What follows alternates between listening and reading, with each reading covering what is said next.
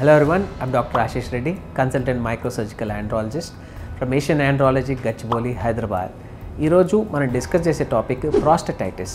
Prostatitis అంటే ఏంటి అంటే మగవాళ్ళలో ఉండే ప్రాస్టేట్ గ్రంథి ఎప్పుడైనా ఎన్లార్జ్ అయితే ఆర్ ఇన్ఫెక్ట్ అయితే దాన్ని ప్రాస్టటైటిస్ అంటాం.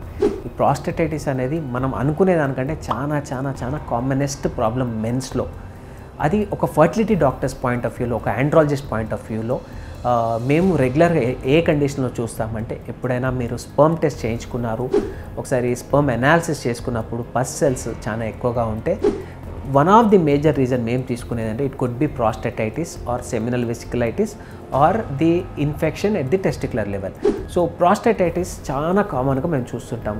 సో ప్రాస్టటైటిస్ ఉండడం వల్ల మేజర్గా మనకు వచ్చే ప్రాబ్లం ఒక ఆండ్రాలజిస్ట్ పాయింట్ ఆఫ్ వ్యూలో ఏంటంటే కొన్నిసార్లు బర్నింగ్ మిక్చురేషన్ కూడా, అంటే బర్నింగ్ యూరినేషన్ కూడా వెరీ కామన్గా చూస్తుంటాం.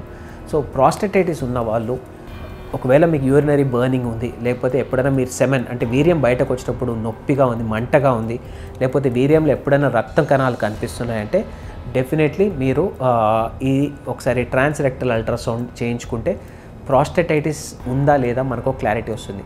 ఈ ప్రాస్టటైటిస్ ఉన్నప్పుడు ఏం చేస్తామంటే సింపుల్ ఒక 15 రోజులు యాంటీబయాటిక్స్, కామనెస్ట్ యాంటీబయాటిక్స్ మేము ఒక యూరాలజిస్ట్ కానీ ఒక ఆండ్రాలజిస్ట్ కానీ యూజ్ చేసేది ఏంటి అంటే లివోఫ్లాక్సిసిన్ కానీ డాక్సిసైక్లిన్ కానీ ఇవి వెరీ కామన్గా ఇస్తుంటాం.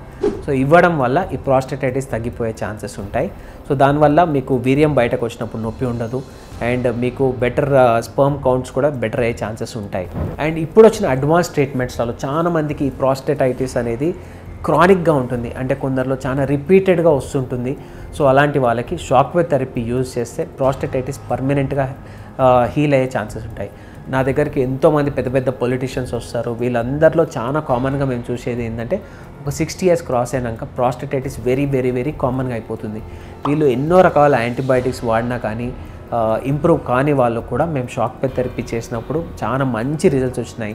ఎందుకంటే షాక్ వేవ్ థెరపీ కాన్సెప్ట్ ఏంటి అంటే కొత్త రక్తనాళాలు ఫామ్ అవుతాయి, ప్లస్ దాంట్లో బ్లడ్ సప్లై డబుల్ అయిపోయి కూడా మనకి ఇన్ఫెక్షన్స్ త్వరగా తగ్గిపోతుంది, ప్లస్ ఇన్ఫ్లమేషన్ అనేది తగ్గిపోయే ఛాన్సెస్ ఉంటాయి.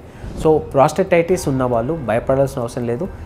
బేసిక్ యాంటీబయాటిక్స్ నుంచి షాక్ వేవ్ థెరపీ లాంటి ఎన్నో ట్రీట్మెంట్స్ వచ్చాయి.